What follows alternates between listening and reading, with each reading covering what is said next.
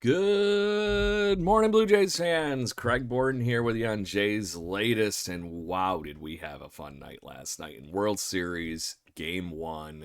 An outpour of everything after the Dodgers jumped to an early lead. Blue Jays erupt for an 11-4 win.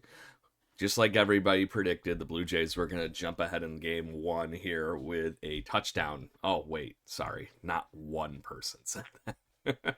So we hope you all had a wonderful time. We hope the ones that made it to the game actually survived the fun and outpour of emotions that was Game 1. I can only imagine being in that ballpark, what it must have felt like. I'm pretty sure that we would just not have a voice because you were all thunderous in the Sky Dome yesterday.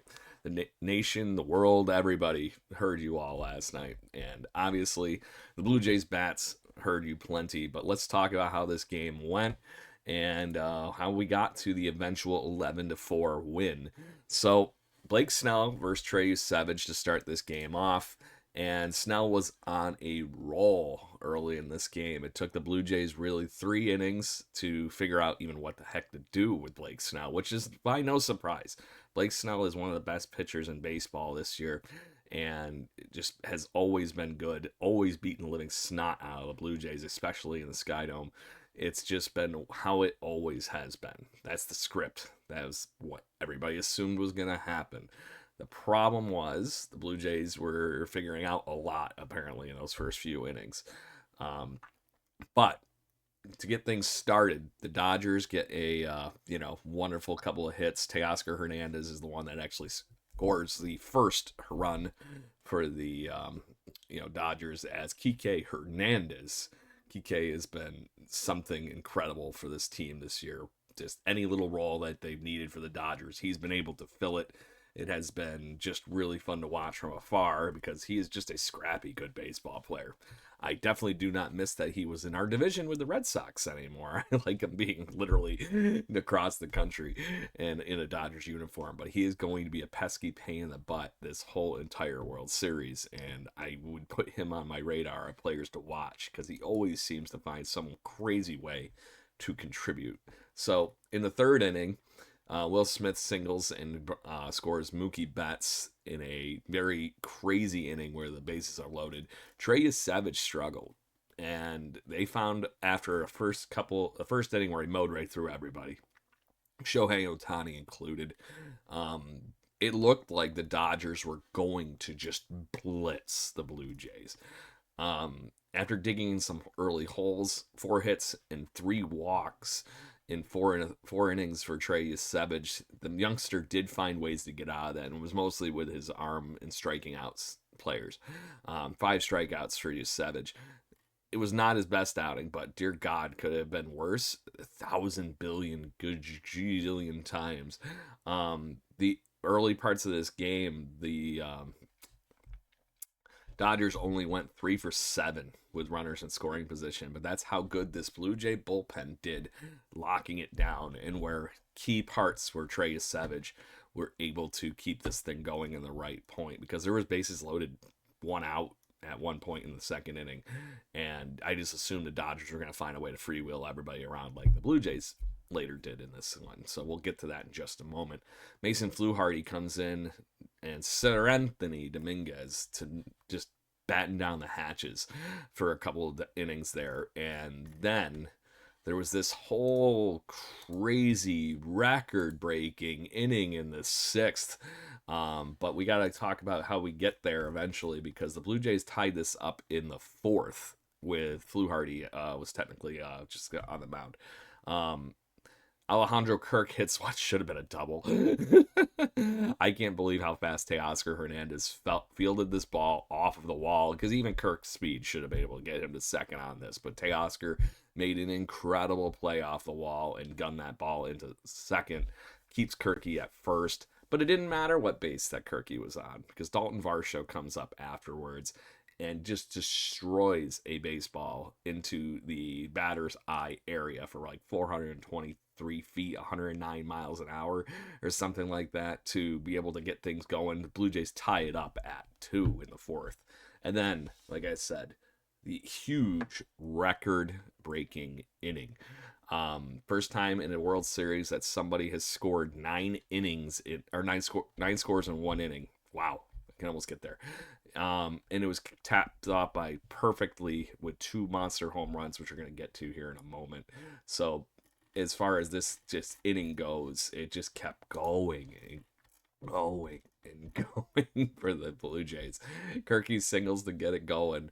Dalton Varsho is clunked and takes a base. Um, but Bo Bichette was the one that got it going. I apologize. Bo Bichette hits a single. He was pinch hit with IKF. Kirky comes in, hits a single. Varsho hit by a pitch. Bases loaded. Ernie Clement, my pick to click. Ernie Clement hits a single, scores Isaiah Kiner Falefa, puts the Blue Jays up 3-2. So that was where they would not look back from in this inning. Another single on a nice hard hit line drive by Andres Jimenez scores a pair, puts the Blue Jays up 5-2. And then Addison Barger comes up with the bases loaded again.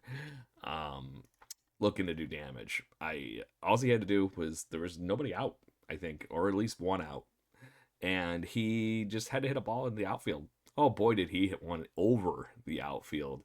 The pinch hit grand slam from Addison Barger is the first in Major League Baseball history. And the way he tornadoed this thing on a ball high and inside just frickin' goes nuts. The place erupts. This is our game to win now. Blue Jays up 9-2 at that point. The 7-run lead gets us going, gets the crowd into it. And you know what? Alejandro Kirk just felt like that, that win percentage and win probability ain't high enough. He deposits a 2-run blast into the left center field seats after Vlad Guerrero Jr. had a nice little bloop single. Blue Jays bats making them pay. Holy wow. I can't describe the feelings of watching that game. Watch those highlights if you somehow missed them, because it was just incredibly wild watching a 9-run inning that originally started with just moving the guys around the pillow and then crack with a few huge home runs. And like I said, including a historic inning and a historic home run for Addison Barger. So Brandon Fisher comes out afterwards in this inning. And after, I forget who singled, Shohei Ohtani comes up. And Shohei apparently just wants to make sure he gets his ace swing off. It was Tommy Edman. Edman scores on a 2-run blast for the LA Dodgers superstar Shohei Ohtani /freak/mutant/ best player in baseball. Just crazy, and puts the Blue Jays deficit a little bit not as crazy, but the 11-4 score from the Shohei Ohtani home run is where everything would remain. The Blue Jays put a bow on this wonderful win in Game 1. This was almost like 32 years of craziness bottled up. Emotions, plays, all that kind of good stuff that just fueled the rest of this game.